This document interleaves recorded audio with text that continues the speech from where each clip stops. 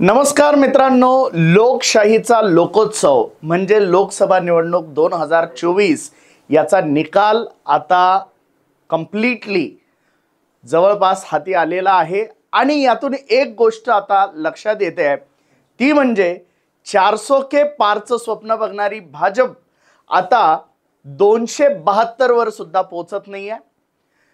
दुसरी महत्त्वाची गोष्ट, महाराष्ट्रामध्ये भाजप आणि पर्यायाने महायुतीची खूप मोठी पीछेहाट होताना दिसते।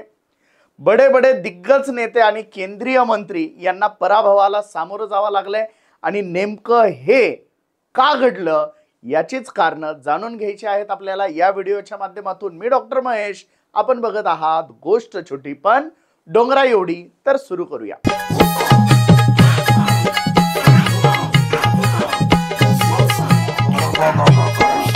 गोष्ट छोटी डोंगरा एवढी।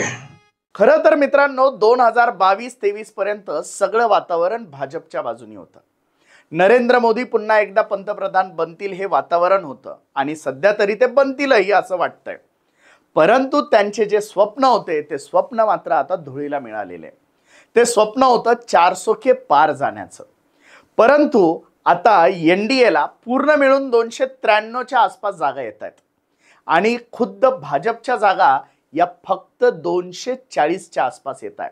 म्हणजे एकूणच काय तर इतके दिवस स्वबळावरती येणारी भाजप आता मात्र एनडीएच्या घटक पक्षांच्या कुबड्यांवरती असणार आहे। आणि हे सगळं का घडलं याचं सगळ्यात मुख्य कारण आणि पहिलं कारण होतं ते म्हणजे भाजपनी जुन्या मित्रांना तोडलं। खरं तर ज्या मित्रांच्या भरोशावरती भाजप उभा राहिला होता, ज्या मित्रांच्या भरोशावरती भाजप वाढला होता, त्या मित्रांना या राजकारणाच्या पोटी, सत्तेच्या हव्यासापोटी त्यांनी दूर केलं। खरं तर आता आम्हाला कुणाचीच गरज नाहीये हा अहंकार भाव भाजपच्या केंद्रीय नेत्यांमध्ये तयार झाला आणि त्यातूनच एक एक मित्र दुरावत गेला। आणि म्हणतात ना, जेवढा जवळचा मित्र असतो तेवढाच तो खतरनाक दुश्मनही बनू शकतो आणि तसंच झालंय महाराष्ट्राच्या बाबतीत। आणि या राजकारणामुळे घटक पक्ष भाजपवरती विश्वास ठेवत नव्हते आणि त्याचाही फटका आता भाजपला बसताना दिसतोय। दुसरी महत्त्वाची गोष्ट ती म्हणजे ईडी सारख्या वेगवेगळ्या शासकीय संस्था ज्या होत्या त्यांचा गैरवापर। तो गैरवापर इतक्या मोठ्या प्रमाणामध्ये होता की सामान्य जनतेतल्या सामान्य लोकांना सुद्धा हे कळायला लागलं होतं आणि जनतेमध्ये ही भावना तयार झाली होती की तुम्ही आम्हाला दूधखोळ समजताय का। एकूणच काय तर ईडीच्या माध्यमातून भ्रष्टाचारी लोकांना स्वतःच्या पक्षामध्ये ओढणं हा प्रकार भाजपने केलेला होता आणि त्याचाही खूप मोठा फटका भाजपला बसला, ज्यामुळे भाजप स्वतःची विश्वासार्हता गमावून बसला। तिसरी महत्त्वाची गोष्ट होती वेगवेगळी जातीय समीकरणं। खरं तर वेगवेगळ्या क्षत्रिय नेत्यांना सोबत ठेवायचं, परंतु त्यांच्या समाजाचं कल्याण करण्याऐवजी इतर समाजांचं कल्याण करून त्यांना जास्त आपल्या बाजूला ओढायचं।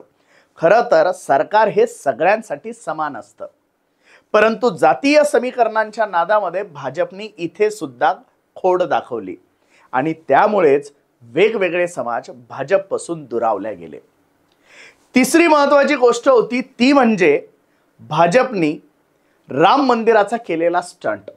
खरं तर राम मंदिर व्हावं ही अवघ्या भारतीयांची इच्छा, राम मंदिर भव्य दिव्य व्हावं ही सुद्धा सगळ्यांची इच्छा, परंतु राम मंदिराच्या निर्माणाचा जो स्टंट केला गेला आणि तो अगदी निवडणूक तोंडावरती असताना म्हणजे निवडणूक डोळ्यासमोर ठेवून जे केला गेला त्यामुळे सुद्धा लोकांना ती गोष्ट पटली नाही।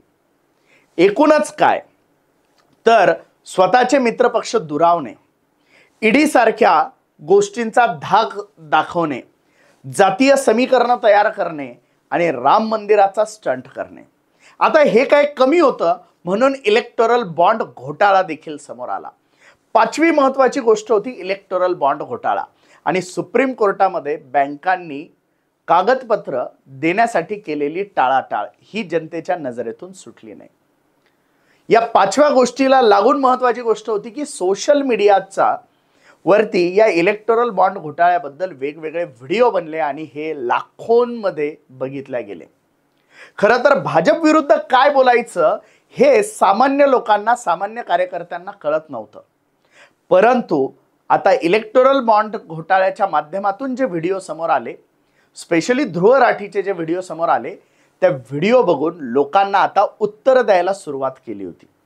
लोकांना आता विचार मांडता येत होते आणि लोकांना भाजपचा विरोध करण्यासाठी काही गोष्टी त्यांच्या हाती लागलेल्या होत्या.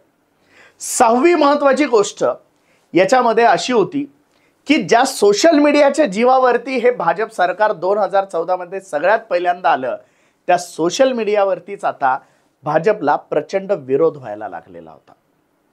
फेक गोष्टी व्हायरल करणे, ट्रोलिंग करणे, या सगळ्या गोष्टी भाजप पुरस्कृत आहे हे जनतेला आता समजायला लागलेलं होतं.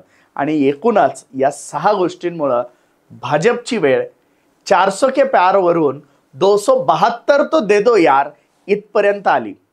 मित्रांनो, हा व्हिडिओ जर तुम्हाला अभ्यासपूर्ण, माहितीपूर्ण जर वाटला असेल तर लाईक आणि शेअर करायला विसरू नका आणि चॅनल आमचं सबस्क्राईब नक्की करा. धन्यवाद.